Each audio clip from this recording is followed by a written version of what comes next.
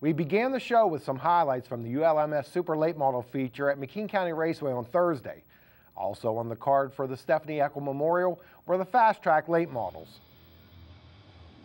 Adam Sixt, the previous winner at MCR, led the field to the green. The 50 of Steve Dixon and Garrett Mott in the 43 contest second place, while behind them we have 3 wide racing.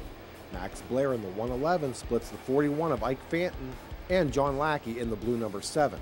After clearing those cars, he tries to track down Junior Peters in the 00 machine as Dixon and Mott go single file for second and third. Blair, who started 8th, makes quick work of Peters as they race down the backstretch. A lap and a half later, Blair powers by Mott, coming to the line and hugs the bottom of 1 and 2 in an effort to overtake Dixon. As they start down the backstretch, Blair begins to pull even with the 50. Going through turns 3 and 4, Blair is able to edge his way past Dixon and into the runner-up spot. Here is a great battle for 10th place with Tommy Cronenwetter in the 4, the 24 of Brad Messler and Lackey to the outside of them. Sixth had jumped out to a healthy lead, but it started to evaporate as Blair continued his charge to the front. Kyle Zimmerman in the yellow and red number 17 would race Justin Tatlow for a position just outside of the top 5. On lap 14, Blair catches 6th and muscles his way past the 6T machine to take over the top spot. As Blair began to lap cars, he could use both grooves to his advantage as the laps ticked off. Even as he worked the traffic, Blair was able to maintain about a second lead over 6th. In the closing laps, TJ Downs in the 03 was able to take the 5th spot away from Tatlow. However, when it was all said and done, Max Blair would go on to win another Fast Track Late Model feature. Max, congratulations, another impressive run and win. Seems like you really had that thing stuck on the bottom. It was like a slot car. Yeah, the racetrack is just way nicer tonight than it has been all year. Real smooth, you could race all over it. You know, we passed a couple cars on the top at the beginning, and then it would just rotate right around the bottom real good. It's the best I've felt here in a long time. Of course, you're the defending champion of the Fast Track Series up here in the Northeast. You make this look easy.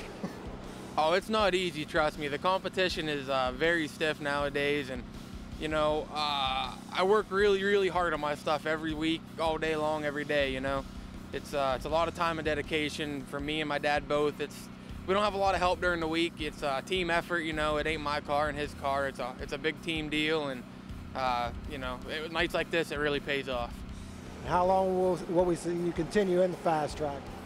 Well, it's just all I can afford to do. It's all we can afford for me to do.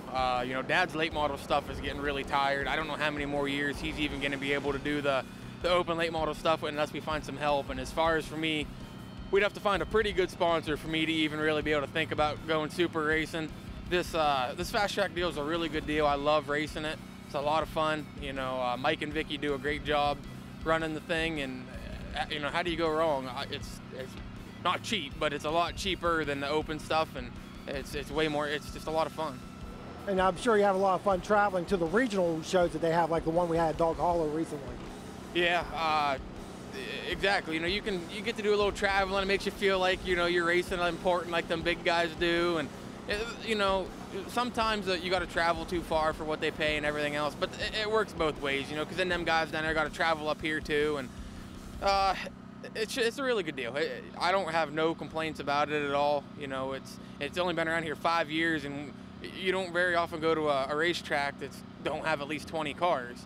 So, you know, how can anybody really say it isn't working? So it's Max Blair the winner in the Fast Track Late Models. Adam Sixt held on to second place. Steve Dixon finished third ahead of Garrett Mott and TJ Downs. Randy Hall was victorious in the E-Mods. He bested the rest of the top 5 comprised of Travis Asel, Butch Southwell, Vic Vina, and Brent Raybergen. In the mini stocks, it was Brad Allman taking the checkers, followed by Larry Mitchell, Chad Babcock, Jeff Buell, and Kyle Babcock. Unfortunately, a few special events were rained out this past weekend. Let's keep our fingers crossed that Mother Nature doesn't interfere with these races for the upcoming week.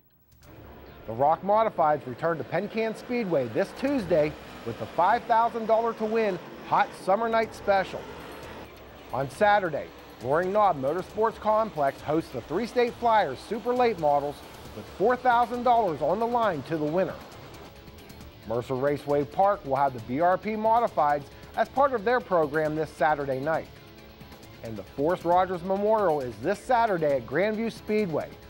The 50-lapper for the 358 Modifieds pays a cool $10 grand to the winner. Thanks for tuning in, and hope to see you again here next week for another Pit Pass.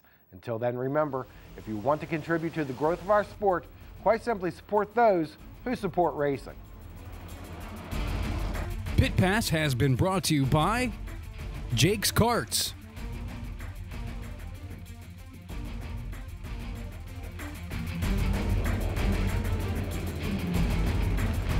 This has been a production of WHVL Sports.